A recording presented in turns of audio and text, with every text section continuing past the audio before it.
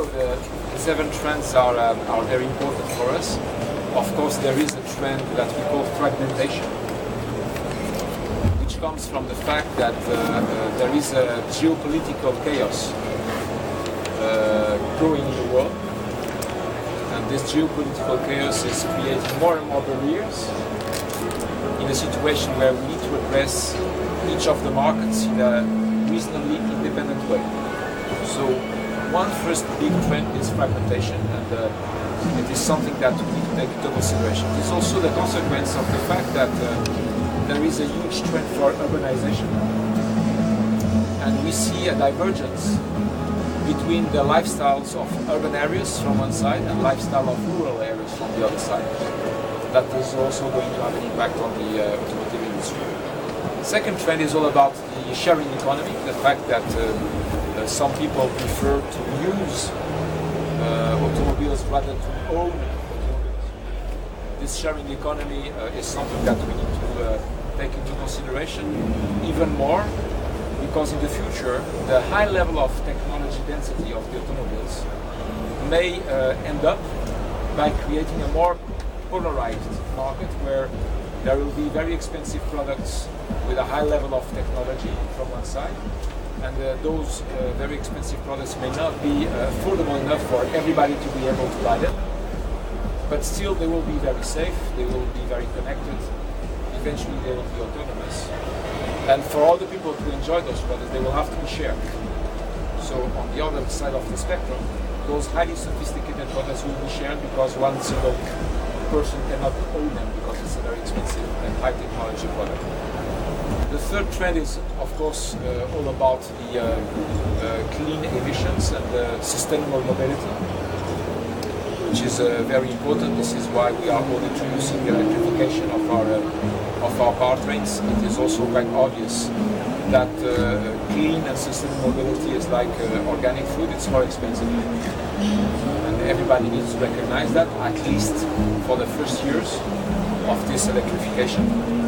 Of course, the fourth trend is all about autonomous vehicles and the fact that self-driving cars may bring more safety to our people, and of course may bring a better usage of the automobiles in terms of density of traffic, convenience, and capability to connect with digitalization and connectivity. Digitalization is going to be a huge trend that we can use for two major things.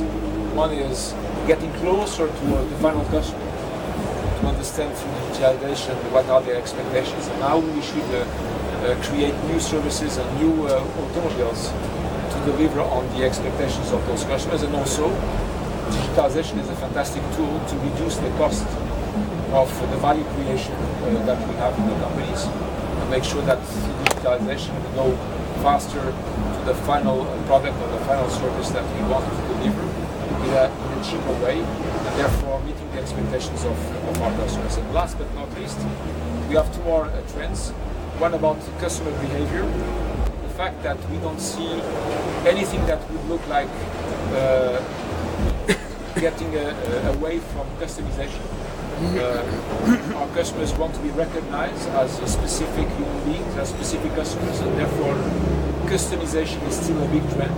So how do we create the fine balance between customization for our customers and at the same time the efficiency that leads to competitive costs, to have affordable mobility and affordable services for our customers? This fine balance is also something that represents a challenge for us. And last but not least, of course, connectivity through the Internet of Things, making sure that there is a continuum between office, home, and transportation, always connected with the outside world, with the information systems, with the families, the friends, and all the teams with whom we are spending our lives. So those are the 7 major trends, and we are trying now through a specific series of discussions with experts. We have selected one expert on each of those trends, and we are having a very interesting discussion. Yesterday morning we had a discussion with Mrs. Marta Delgado about what has been done in terms of understanding the customer expectations in the sharing economy, and mostly through the successful example of Mexico City, that has been able to reduce significantly the pollution in the city by promoting shared mobility in Mexico City. And we are going to have specific discussion on each of those trends with one expert on each of those trends to try to feed the company with more insight and more understanding of what's coming and how we prepare the company for these changes. One of the things that we are very comfortable with right now is that we are Darwinian. We understand that if we don't change, we disappear. And we completely recognize the need to manage the change in the company in order not to disappear, and that is, as you know well, a Darwinian approach. We are not afraid of transformation of the company because we were facing a near-death experience 5 years ago, and so we understand what it means. We understand that agility and being able to manage our own transformation is the key for the success in this very chaotic world. And being Darwinian for us has become some kind part of our DNA in the company, and I think that understanding with some experts what is coming and how we should prepare and transform the company to meet those expectations is paramount for our future. Right. This is the short summary. Now, we will go into details. So, should I start where? Okay, just one question. Just a very brief question, actually. Only 5 years before, Peugeot, the other brands, were on the very dangerous position in the markets, in the Bolsa. And right now, you are earning money, you are making big profits, and you are investing for the new brands, you are opening factories, and you are dealing with China in different way right now. How was coming to success? What has changed? Well, you see, basically, it's difficult to answer the question, of course, because there are many factors, but I think the most important thing was getting rid of complacency and accepting a very demanding management of the company. This has been, I think, one of the key factors. Actually, when I came in December 2013 to PSA, the company was ready for change because each employee in the company was working so hard. And working so hard without achieving good results was, of course, very frustrating. So it was common sense to say at that point in time that more of the same will not get us to the final result we were working for. People were already working a lot, eventually too much, but not with the right methods and not focus on the business and focus on what creates value at the end of the day. So we changed that. We give a purpose, an economic purpose to everything we were doing. We put the demand at the level which was consistent with my previous experiences in other car companies. And because the people are so talented in our company, obviously they were able to deliver at least the same objectives as the previous companies, if not better. And at the end of the day, we know that today we are delivering better results than most of our competitors. So with talented people, a good method, and the understanding that we needed to change the way we were doing business, we delivered the results that you know. It was a rewarding experience that created a lot of confidence.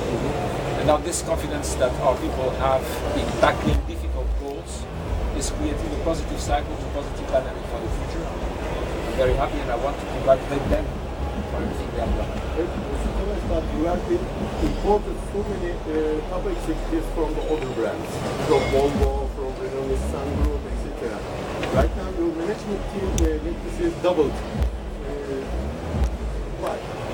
Yes, you are right. You know, it's because we have a matrix organization in the company. A car company nowadays can only be managed through a matrix organization where you take care of the brands, because each brand is a specific positioning, a specific vision, a specific emotion. You have to carry the flag of the brand starting in the early days and building the future based on what you have already achieved. So you need to have a brand axis. And as you know, we have now 5 brands, 6 brands with Free to Move, and we have a brand CEO for each of them. He carries the flag. He challenges the business on a worldwide basis, and he gives the vision for the brand. So that's one axis. Second axis is all about the functions.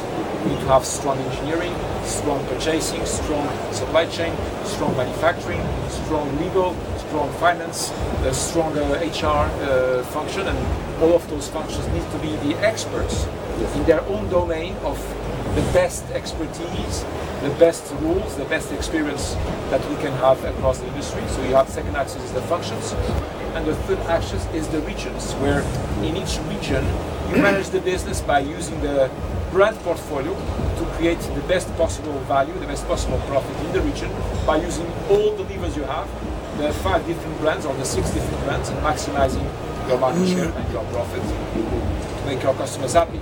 So when you want to manage the car company with these 3 dimensions, functions, brands and regions, you end up with an executive committee with 17 people, which is currently the team we have. But the very good thing about our team, which may be on the limits of its size, is the fact that people are now trained to work on specific issues on small teams. You know, there is very rarely one problem that can be solved by one single person in the team. Most probably, one problem needs to be solved by manufacturing, supply chain, purchasing, and engineering. So 3 and 4 executives get together to create a task force of top executives to fix an issue. On other matters, sales and marketing people will get together with a sales and marketing function and one specific expert on one region and one brand to fix another kind of issue. And they are now trained to work on small task forces with 3 or 4 executives. And we try to keep this team spirit alive. Politics are forbidden. Politics are a cancer of big corporations. We ban politics, and if I have to be tough on that one, I will be tough on that one. It is quite obvious, because the only thing that counts is to make PSA win. Everything else is absolutely out of the table. The only point that we care about is to make our team and our company win. Okay. Other question in the back? Rob? From that. Can you tell something about how the incorporation of Opel is going in that? Status of Opel today. Sure. Well, I will happily do so. First of all, I'm very proud of our Opel employees, and I'm very proud of the Opel executive team under the leadership of Michael Löscheler for the first positive results that they have achieved in terms of implementing the turnaround pace plan. You know, a company that is making welding for 20 years, when they make profit for the first year under the leadership of PSA, it's a breath of fresh air. And I can understand that. So it's a very rewarding moment for them. It's very difficult. We must accept that it's difficult, because somewhere they were not used to do everything that you need to do to make a car company successful. But they are achieving this plan in a very successful way. They get all the support from the enlarged PSA functions and executives. They are supporting Opel in the most efficient way, not instructing Opel, but supporting Opel and letting Opel get all the advice, the support, and the best practices they need to improve their own operations. So far it's working well, and we need to recognize that we still have a lot of work to do, a lot of additional work to get closer to the operational excellence that we are looking for.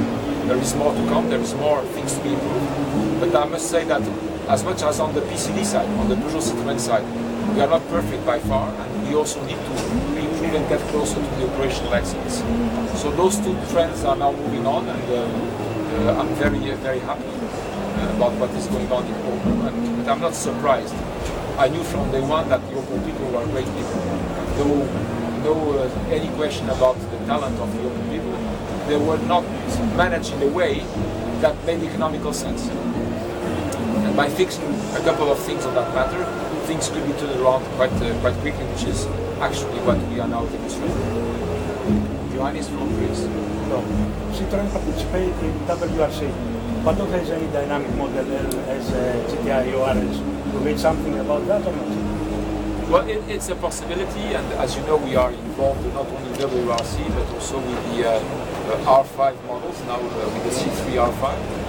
So we believe WRC is in the top. Yeah, it's the World Championship, as we all know. And we believe that the current C3 is already a very dynamic car, which doesn't prevent us from making it even more dynamic in the future. But so far, on the grassroots side, we are developing the C5, the C3 R5, which, as you know, has been launched this year. It is now ramping up and demonstrating some kind of competitiveness. As you know, on the WRC side, we have now a contract with Mr. Rogier, who is coming back to Citroën Racing, and hopefully will help us to achieve better results next year. But I talk about the customers. If has the choose for a dynamic model like GTI or RS in the game of the family of Citroën for this business. Yes, but you see, it's not because you call it a GTI or an RS that you are more dynamic than a car which is not called GTI. And I think that the C3 is already a very dynamic car. Now, this being said, it doesn't prevent us from making more dynamic versions in the future. And we have a specific division by PSA Motorsports who takes care of those sporty divisions, those sporty versions. And it's something that is open. And if the teams from Citroën want to propose, we are able to consider that, and it's open for proposals. There is nothing that prevents them from making that proposal. The only thing that prevents them from doing it is if it's not profitable, it will be no. But if it's profitable, we can consider it. Here, Luis from Portugal is our new member. Very good. Carlos, you came to the company 5 years ago, and now we see a very different situation. Where do you see PSA in, let's say, in 5 years' time? Well, I see that the next 5 years are going to be quite challenging for the automotive industry. To make it even more blunt, it's going to be chaos in the automotive industry. And this chaos is going to create a lot of risks, but also a lot of opportunities. So for a company like ours, which is still very agile and has faced a near-death experience 5 years ago, we consider that facing a chaotic world and a chaotic European Union for the next 5 years will create opportunities. So we will continue to work on the electrification of our products and our technology, making sure that we meet all the CO2 targets that are going to be decided by the European Union, so that we protect the company from the huge fines that are now being planned for this kind of situation. And, we will be meeting all the targets and making sure that we protect the company from that.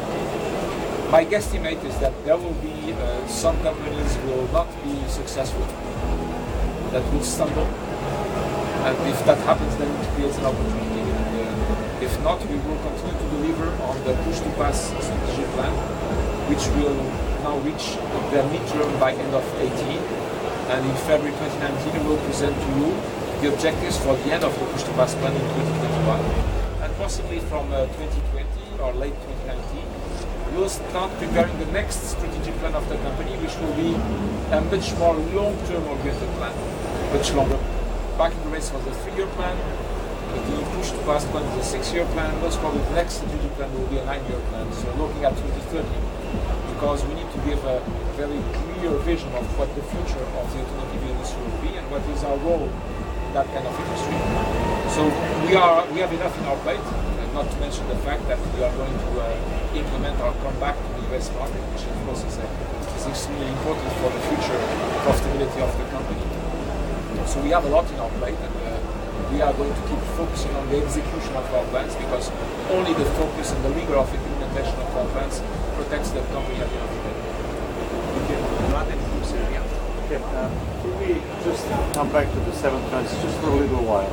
Sure. Can you name them one by one, in order of importance for developing a PSA group during the next, let's say, 5 years? Because some of them are really long term. Well, there is one which is quite obvious that I can start with, because it's a killer. It's the emissions. That's a killer. So this is where we make sure that nothing wrong will happen, because we understand that many stakeholders around the automotive industry would like to make punitive fines on this kind of matter. So we'll make sure that in terms of emissions we get it straight. So from an importance perspective, if you ask me to rank, that one is important because that's survival, right? If I look at all the other ones, I would say the sharing economy is also very important, because this is the reason why in our strategic push-to-pass plan we have 2 legs. We have the car maker with cutting-edge efficiency, and we have the preferred mobility service supplier that we call free-to-move brand. And that may represent a significant trend for the future for people who don't want to own their cars, but they need to use the cars as a tool for mobility. And we will continue to develop the free-to-move brand as we have been doing so far, with some surprises. And that may represent for the future a very good investment currently, and therefore we need to take consideration of that. Autonomous cars is also an important one, and we